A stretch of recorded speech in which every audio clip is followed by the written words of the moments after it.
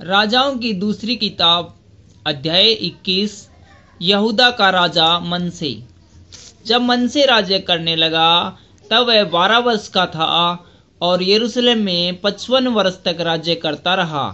और उसकी माता का नाम हेप्शिबा था। उसने उन जातियों के घिनौने कामों के अनुसार जिनको यहोवा ने इस्राएलियों के देश से निकाल दिया था वह किया, जो यहोवा की दृष्टि में बुरा था।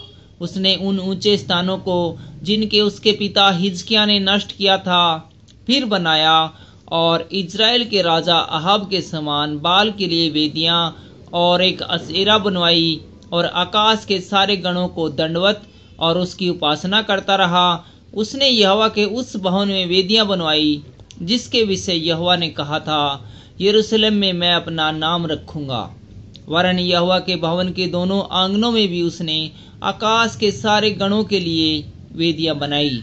फिर उसने अपने बेटों को आग में होम करके चढ़ाया और शुभ अशुभ मुहूर्तों को मानता और टोना करता और ओझों और भूत सीधी वालों से व्यवहार करता था।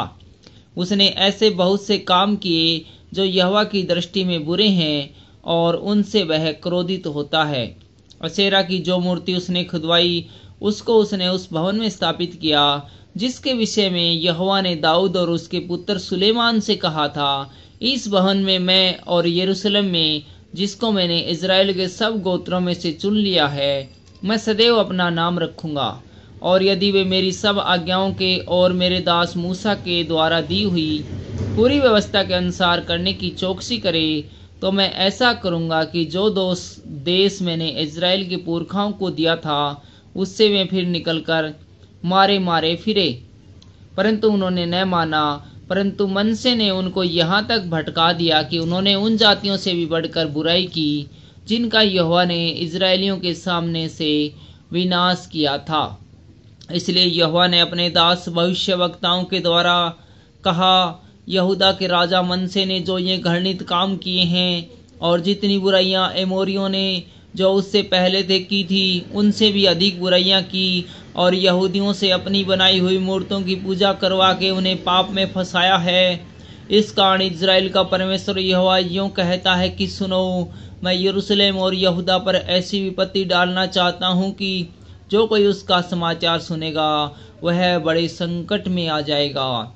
जो नापने की डोरी मैंने सोमरोन पर डाली है और जो साहुल मैंने अहाब के घराने पर लटकाया है वही यरूशलेम पर डालूंगा। और मैं यरूशलेम को ऐसा पोंछूंगा जैसा कोई थाली को पोंछता है और उसे पोंछकर उल्ट देता है। मैं अपने निज भाग के बचे हुओं को त्याग कर शत्रुओं के हाथ कर दूंगा और वे अपने सब शत्रुओं के लिए लूट और धन बन जाएंगे। इसका कारण यह है कि जब से उनके पुरखा मिस्र से निकले तब से आज के दिन तक वे वह काम करके जो मेरी दृष्टि में बुरा है मुझे क्रोध दिलाते आ रहे हैं। मनसे ने न केवल वह काम करा कि यहूदियों से पाप कराया जो यहोवा की दृष्टि में बुरा है, वरन निर्दोषों का खून बहुत बहाया, यहाँ तक कि उसने यरूशलेम को एक सिरे से दूसरे सिरे तक खून से भर दिया। मनसे के और सब काम जो उसने किए और जो पाप उसने किए वह सब क्या यहूदा के राजाओं की पुस्तक में नहीं लिखा है? अंत में मनसे अपने पुरखाओं की संग सो गया और उससे उसके भवन की बारी में जो उज्जर की बारी कहलाती है मिट्टी दी गई और उसका पुत्र ओमान उसके स्थान पर राजा हुआ। यहूदा का राजा ओमान।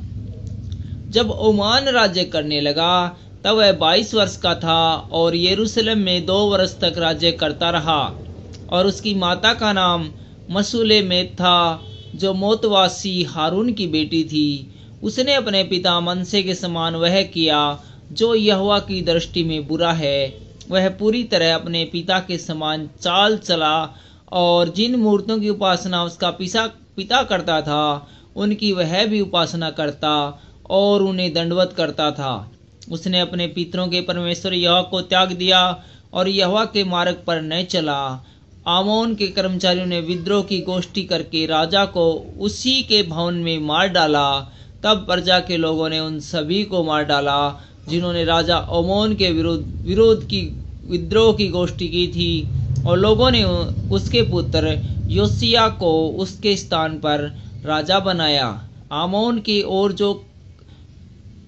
के और काम जो उसने किए वह क्या यहूदा के राजाओं के इतिहास की पुस्तक में नहीं लिखे हैं?